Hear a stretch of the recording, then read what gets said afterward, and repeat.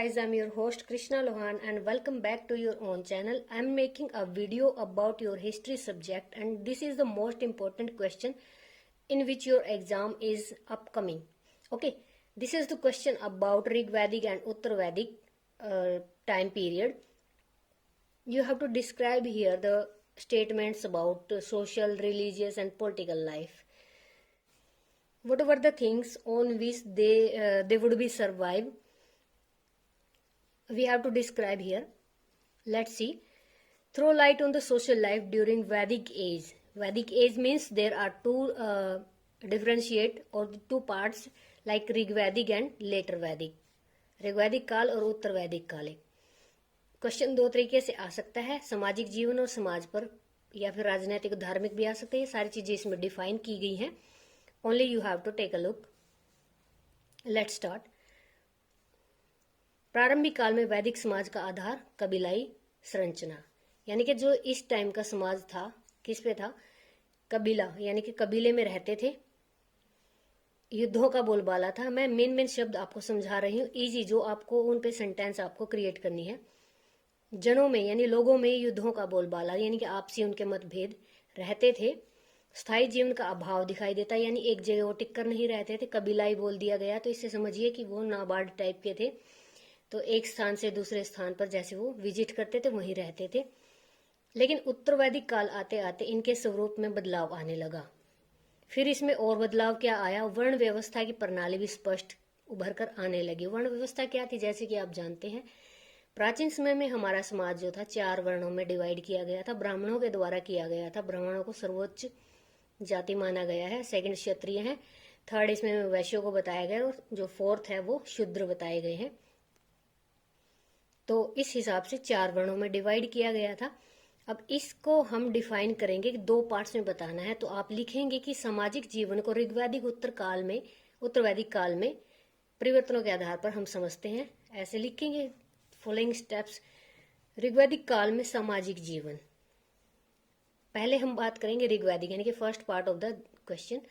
Social life इसके बारे में, ऋग्वैदिक एज के बारे में, ठीक है। फर्स्ट था इसका, इसमें बताया गया है भूमिका आपको क्रिएट करनी पड़ेगी, क्योंकि this is the most important part of the answer. ऋग्वैदिक काल में सामाजिक जीवन के अंतर्गत निम्नलिखित तथ्यों को शामिल किया गया है। फर्स्ट, कबीलाई संरचना। एज आई सेड अबो, कबीलाई संरचना थी जिसमें जातीय पारिवारिक संबंधों को मेन मुख्य माना जाता था। यानी कि आप लिख सकते हो कि प्रमुखता किस चीज की थी? जाति और परिवार की। कबीलाई समाजों में भोजन के उत्पादन करने वाले, यानी जो भोजन उगाते थे, किसान बोल सकते हो आप, या जो उनको इकट्ठा करने वाले हैं, संग्रह करने वाले थे, उसे खाने वाले भी वही होते थे। जो कृषि करते थे, भोजन को संग्रह करते थे, खाने वाले भी वही होते थे। इन समाजों में बिचौलियों और शोषणकर्ताओं का कोई स्थान नहीं था। जैसे कि आज के समय में है कि जो हमारा किसान वर्ग है वो आड़तियों पे डिपेंड है। बीच में उस टाइम क्या था, बिचौली आड़ती वगैरह नहीं होते थे, शोषणकर्ता, ठीक है। ऋग्वेद में जन, विष, गण, व्रात, सार्ध आदि जिन इकाइयों का वर्णन मिलता है, आप इसको ना लिखिए अगर आपको याद नहीं होता है तो। आप सिर्फ ये बोले कि वर्ण में मतलब जो है वर्ण व्यवस्था में डिवाइड था समाज, सभी भाईचारे वाले सिद्धांत पर आधारित थी। भाईचारा मीन्स एक कबीला। यहाँ से आपका फर्स्ट पॉइंट क्लियर होता है, ठीक है। कबीले में रहते थे, एक दूसरे के साथ खाते पीते थे, संग्रह करते थे, उत्पादन करते थे और वही खाते थे। समाज में शोषणकर्ताओं का कोई स्थान नहीं था। फिर आती है बात इसी में, कबीला डिवाइड हो गया, यानी कबीले में कौन रहता था? वर्ण व्यवस्था, यानी कि 4 तरह के जो पार्ट बताए गए हैं वर्ण व्यवस्था के अकॉर्डिंग। देवताओं ने आदि पुरुष कौन होता है? जो पृथ्वी पर पहला व्यक्ति बताया गया है कि 4 भाग किए हैं। ब्राह्मण उसका मुख, राजन्य बाहु थे, और जंघा वैश्य थे, और शूद्र उसके पैरों में उत्पन्न हुए थे। इसको मैं आपको एक डायग्राम के थ्रू समझाऊंगी। ब्राह्मण एक व्यक्ति है, बॉडी है, उसके हिसाब से बताया गया। उसके मुख को ब्राह्मण, यानी कि ब्राह्मण का मतलब क्या है? वेदों का, जैसे यज्ञ मंत्र को बोलने वाला। राजन्य मीन्स राजा थे, यानी कि शक्तिशाली, रक्षा करने वाले राजा थे। जंघा वैश्य थे, यानी कि जंघा या पेट का बोल सकते हो आप, जो खेती करने वाले हैं, व्यापारी थे, जो कमाने वाले थे, यानी पोषण करने वाले बोल सकते हो वैश्य को आप। शूद्र उनके पैरों से उत्पन्न हुए थे, यानी उस आदि पुरुष के पैरों को माना जाता है शूद्र, यानी कि वो सेवा करने वाले। इन तीनों वर्णों को, ब्राह्मण, क्षत्रिय और वैश्य, इन तीनों की जो सेवा करने वाले थे वो कौन थे? शूद्र थे, क्योंकि वो आदि पुरुष के पैरों से उत्पन्न हुए थे। अब इस सूक्त में, यानी पुरुष सूक्त, जिसकी मैं आपको पिक्चर दिखाऊंगी, इस सूक्त में प्रथम 3 वर्णों की उत्पत्ति नहीं बताई गई है, लेकिन तीनों वर्ण आदि पुरुष के मुख, बाहु, जंघा के समान बताए गए हैं। ठीक है, फर्स्ट क्या ये है? वर्ण व्यवस्था कहाँ से निकली है? आदि पुरुष से। आदि पुरुष के बॉडी के हिसाब से देख लेंगे, मुख पे ब्राह्मण, बाहु यानी कि आर्म्स, उसकी बाजू हैं, उससे राजा, और जंघा से वैश्य, शूद्र पैरों से। ठीक है, इजी क्वेश्चन है। इसी में नेक्स्ट देखते हैं वर्ण व्यवस्था में। आदि पुरुष ने मनुष्य मात्र को शिक्षा देने के लिए ब्राह्मणों की सृष्टि की, यानी आदि पुरुष के मुख से ब्राह्मणों का जो उत्पत्ति हुई है वो किस लिए हुई है? जो व्यक्ति हैं धरती पे उनको शिक्षा देने के लिए, और मनुष्य की रक्षा करने के लिए क्षत्रिय को बनाया है, राजाओं को बनाया है, भोजन देने के लिए वैश्यों को बनाया है, पालनकर्ता, शूद्र उनकी सेवा करने वाले हैं। ठीक है, थर्ड है दास और दस्यु। दस्यु होता है समाज से निकाले गए, एक तरह से दास सेवक को बोलते हैं। इसमें है इसी प्रकार आर्य एवं दास वर्ण की बात कही गई है। पाश्चात्य विद्वान यानी प्राचीन विद्वान दास और दस्युओं के इस क्षेत्र में आदिम निवासी बताते हैं, यानी कि जो प्राचीन विद्वान हैं वो दास और दस्युओं को इसी क्षेत्र के आदिम पहले पुरुष बताते हैं, जिनसे आर्यों का घोर संघर्ष, लड़ाई हुई थी। ठीक है, फिर यह भी हो सकता है कि इन्हें सांस्कृतिक और सैद्धांतिक मतभेद के कारण दास और दस्यु करार दे दिया गया, यानी कि आर्यों से जब लड़ाई हुई तो इनको क्या पता उस टाइम अनुमान लगाया जाता है दास या दस्यु करार दिया गया, समाज से निष्कासित। फिर आती है परिवार। ऋग्वैदिक काल की बात चल रही है। कबीला, वर्ण व्यवस्था, दास, दस्यु, परिवार। परिवार में 3 या 4 पीढ़ियों के लोग एक साथ रहते थे। शुरू में परिवार में केंद्रक था जिसमें 2 पीढ़ियों के लोग रहते थे, यानी कि कुनबा बोला जा सकता है। बाद में संयुक्त परिवार प्रणाली विकसित हुई। ऋग्वेद में पिता, ये जो मतलब रिश्ते दे रखे, सब अलग अलग शब्द थे, परंतु भाई, इसमें भतीजे, पौत्र, चचेरे भाइयों के लिए नप्त्री शब्द का प्रयोग हुआ है। लिख सकते हो, ना भी लिखोगे कोई बात नहीं है। परिवार के लिए कुल शब्द का उल्लेख किया गया, बाद में इसको बोला गया ग्रह। ये चीजें आप सुन भी चुके हो तो याद करने में मुश्किल नहीं होगी। स्त्रियों की स्थिति बात आती है, परिवार की बात आ गई है। अब स्त्रियों की स्थिति थी, उस टाइम अच्छी हुआ करती थी, बेहतर थी, सभा में भाग लेती थी, विवाह आदि समारोह में उनकी उपस्थिति जरूरी होती थी। पति की अनुपस्थिति में पत्नी अकेली भी धार्मिक कृत्य कर लेती थी। ठीक है, अब इसमें है ऋग्वेद में 5 महिलाओं का उल्लेख किया गया है जिन्हें वेद मंत्रों का निर्माण करने वाली माना जाता है, जैसे अपाला, विश्वारा। और ऋग्वेद में मंत्रों में पुत्र की प्राप्ति के लिए प्रार्थनाएं हैं, परंतु पुत्री के जन्म को दुखद नहीं माना जाता था, यानी कि एक तरह से कह सकते हैं कि स्त्रियों की स्थिति अच्छी थी, उनके लिए नेगेटिविटी नहीं थी उस टाइम। कन्याओं का विवाह 16 और 17 वर्ष की आयु में कर देते थे, और एक पुरुष एक स्त्री से विवाह करता था, किंतु कुछ पुरुष एक से अधिक विवाह भी करते थे। ऋग्वेद में इसे नियोग, विधवा पुनर्विवाह के प्रमाण सबूत भी मिले हैं कि विधवा पुनर्विवाह होता था। अब स्त्रियां क्या करती थी? स्त्रियां करती थी कपड़े बुनना, सीना, रंगना, टोकरी बनाना, आटा पीसना, आप कुछ भी लिख सकते हो अपने अकॉर्डिंग। फिर आती है बात स्त्रियों के बाद विवाह की। विवाह का उद्देश्य गृहस्थ आश्रम में प्रवेश करवा के संतान उत्पन्न करना होता था। इसके लिए यज्ञ भी किए जाते थे। वर के विवाह की कोई स्थिति मतलब या आयु निश्चित नहीं थी, वो वैदिक शिक्षा के बाद शादी कर सकता था, यानी कि एक जो नॉर्मल एजुकेशन है उसके बाद वो शादी करने के लायक हो जाता था।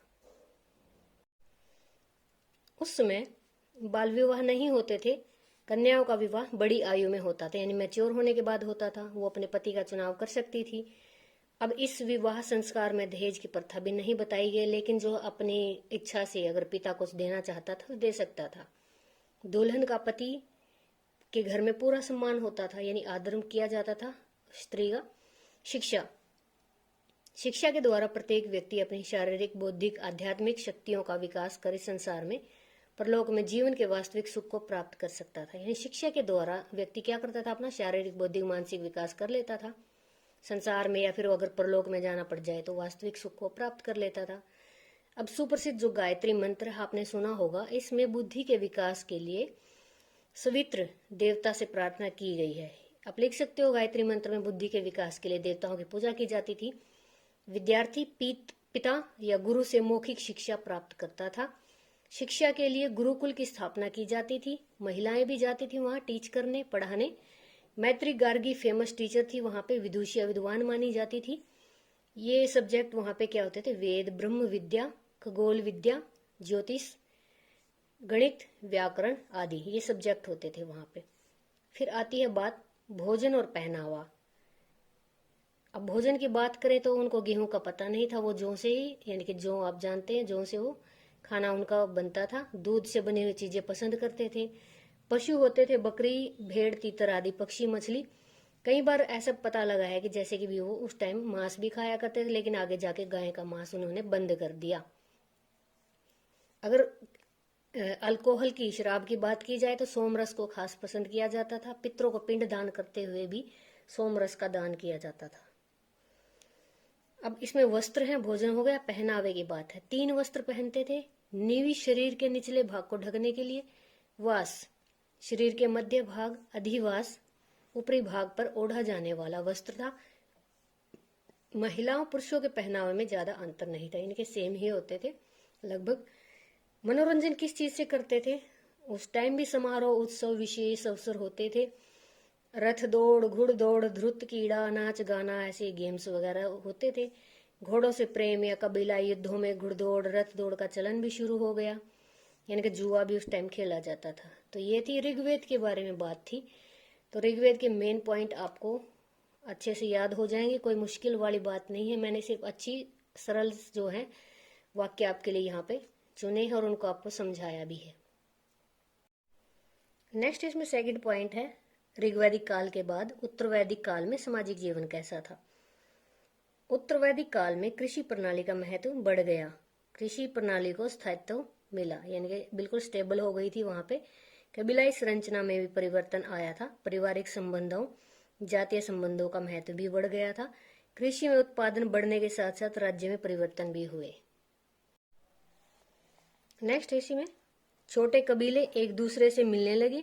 बड़े बड़े क्षेत्र या जनपद हैं जो निर्माण मतलब होने लगे। अब जैसे कि यूपी में है, यहाँ हम जैसे जिला वगैरह बोलते हैं तो वहां पे जनपद बोला जाता है। महाजनपद बड़े महानगर को बोला जाता है। अब इसमें जो है लोहे का प्रयोग बढ़ा। उत्तरवैदिक काल में कृषि प्रणाली का विस्तार हुआ। धीरे धीरे शहरों की स्थापना शुरू हो गई।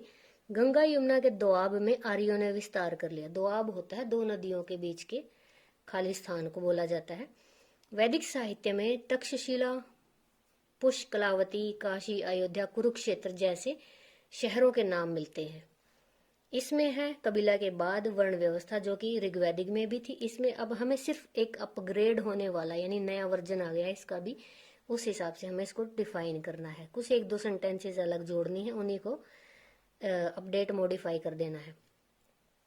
ऋग्वैदिक काल के अंतिम दौर में समाज 4 वर्णों में बटा था। अब उत्तरवैदिक काल में उसमें लचीलापन आ गया। लचीलापन किसको कहते हैं कि बदलाव लेके आना। पूजा पाठ, हवन यज्ञ करते थे ब्राह्मण। अपने आश्रयदाता राजा के लिए युद्ध में सफलता की कामना करते थे। उत्तरवैदिक काल में ब्राह्मणों और क्षत्रियों में संघर्ष भी नजर आता है। कई कई जगह देखा गया कि ब्राह्मण भी जो है शासन करते नजर आए हैं। उनके पास भी जमीनें हुआ करती थी। वैश्य वर्ग में सामान्य जन यानी कि सामान्य लोग शामिल होते थे।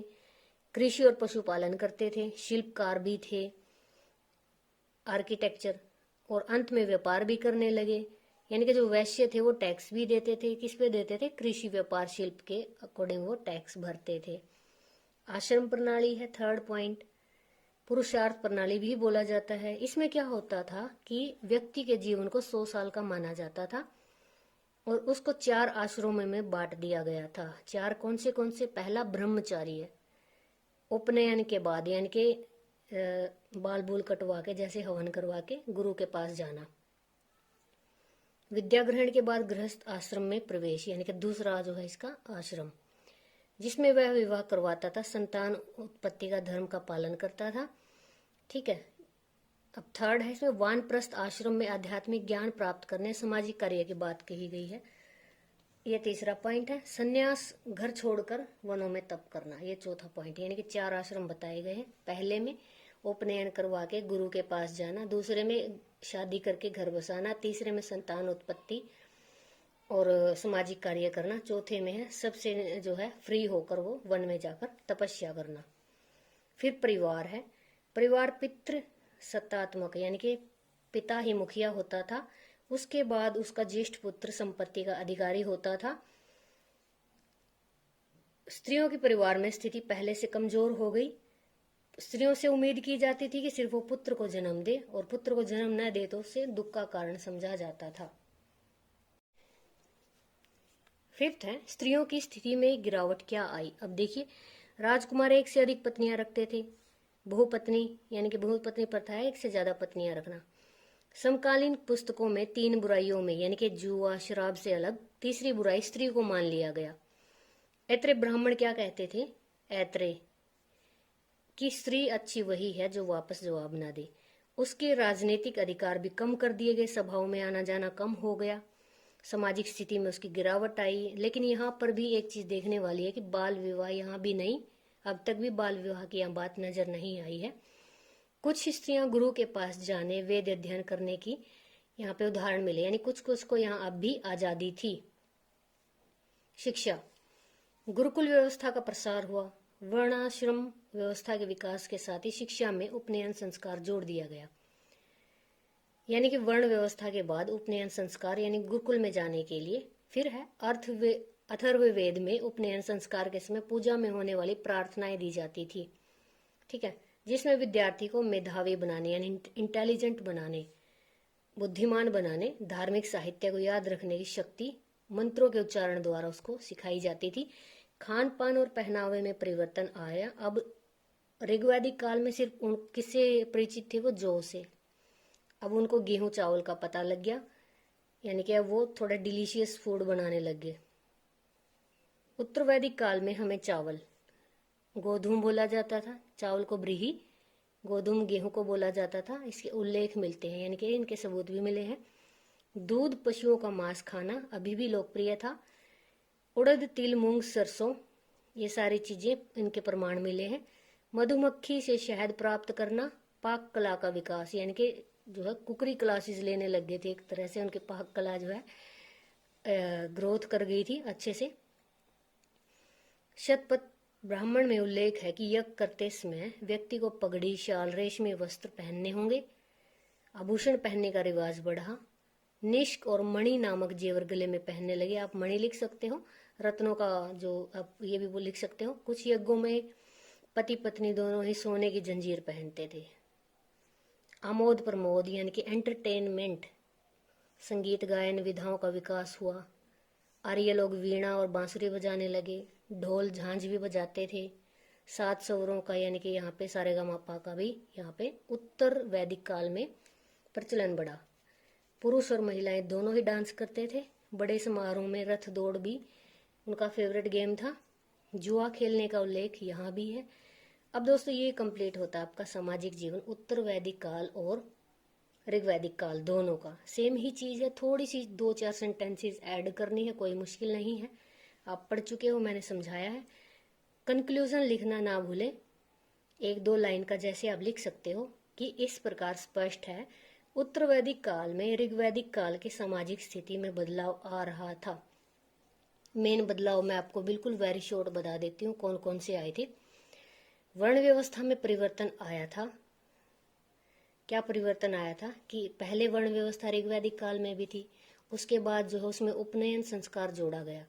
ठीक है, फिर उसके बाद आती है यहाँ पे बात इसकी शिक्षा की। शिक्षा में जो बच्चों को मेधावी बनाने के लिए मंत्रों द्वारा उनको शिक्षा दी जाती थी। खान पान में, यानी कि मांस मच्छी वो खाते ही थे पहले ही, और उनको चावल और गेहूं का पता लग गया। इसके अलावा शहद वगैरह है, जैसे उड़द, तिल, मूंग, ये चीजें यूज करने लगे। इसमें फिर आभूषण पहनने का शौक चढ़ा, पहले नहीं था। सिमिलर सी उनकी ड्रेसेस थी। अब इनमें उनको पता लग गया कि भी जेवर जो भी कोई चीज़ होती है, मणि भी यूज़ करने लगे, सोने की जंजीर पहनने लगे, एंटरटेनमेंट करने लगे। एंटरटेनमेंट में क्या हो गया, दोनों जैसे उसमें तो पहले क्या होता था, मतलब ये गेम्स वगैरह ज़्यादा होते थे। अब ये आर्य लोग जो है बांसुरी बजाने लगे, वीणा है, झांझ, ढोल, सात सुरों का जो है यहाँ पे प्रचलन बढ़ गए। माइनस ये चीज़ें आप वहाँ उस इधर से इधर डिफाइन कर दीजिएगा। बहुत ही आसान क्वेश्चन है।